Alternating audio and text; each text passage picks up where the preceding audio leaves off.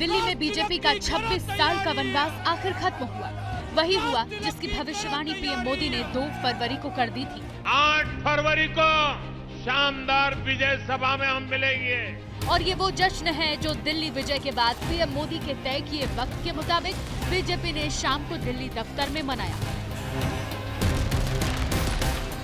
इससे पहले सुबह से ईवीएम नतीजों ने आपको झटके पर झटके दिए। मोदी मोदी मोदी मोदी। दिल्ली में करीब 70% स्ट्राइक रेट के साथ 48 सीटें जीतकर बीजेपी ने आपको 22 सीटों पर समेट दिया। आपका स्ट्राइक रेट करीब 30% रहा, जबकि कांग्रेस ने 0 की हैट्रिक लगा दी। दिल्ली में बीजेपी को मिली इस जीत में सबसे बड़ा फैक्टर साबित हुआ ब्रांड मोदी। बीजेपी दिल्ली को भरोसा दिलाने में कामयाब रही कि मोदी है तो मुमकिन है। मोदी की गारंटी हर गारंटी की गारंटी है। राजनीति में शॉर्टकट के लिए कोई जगह नहीं है। जनता ने शॉर्टकट वाली राजनीति का शॉर्ट सर्किट कर दिया। नतीजे बताते हैं कि आपको आपदा का नाम देना काम कर गया। दिल्ली के वोटर ने इस अंतर को स्वीकार किया कि जो केजरीवाल मुफ्त दे रहे हैं वो रेवड़ी है, जो मोदी कह रहे हैं वो गारंटी है।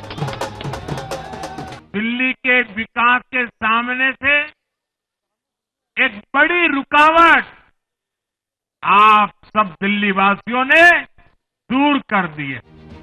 दिल्ली का मिडिल क्लास विधानसभा चुनाव में बीजेपी से टूट जाता था, पर इस बार नहीं छिटका।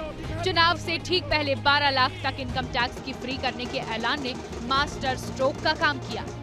ये प्रधानमंत्री मोदी जी ने भारत की राजनीति में परिवर्तन लाया। जो कहा था वो किया, जो नहीं कहा था वो भी करके दिया।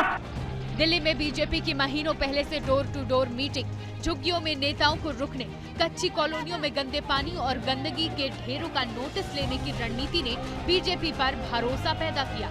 बाहरी दिल्ली में जाट गुर्जर वोटों का कॉम्बिनेशन बनाना, पहाड़ी और पूर्वांचली वोटरों को यमुना से जोड़ने की रणनीति भी काम आई।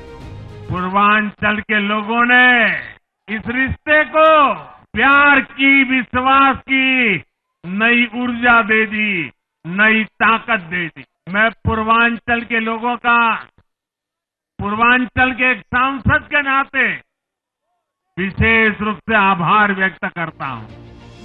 प्रधानमंत्री मोदी की अगुवाई में पूरे चुनाव कैंपेन में बीजेपी मुद्दों पर फोकस्ड रही। दिल्ली की गड्ढेदार सड़कें और प्रदूषण के मुद्दे ने शहरी वोटरों का रुख उसकी तरफ मोड़ा। वोटर में भरोसा जगा कि आप फिर सत्ता में आई तो झगड़े ही चलेंगे, काम वैसे ही रुके रहेंगे। इन लोगों ने मेट्रो का काम आगे बढ़ाने से रोका। इन आपदा वालों ने झुग्गी वालों को घर देने से रोका। दिल्ली में बीजेपी के तमाम वादों ने केजरीवाल के खिलाफ तड़के का काम किया। कथित शराब घोटाले और शीश महल ने केजरीवाल इन्हीं को लेकर ज्यादा निशाने पर रहे। जवाब देने में नाकाम रहे कि वो तो राजनीति बदलने आए थे, फिर खुद कैसे बदल गए। For exclusive and insightful videos, subscribe to our new channel ABP Live Premium.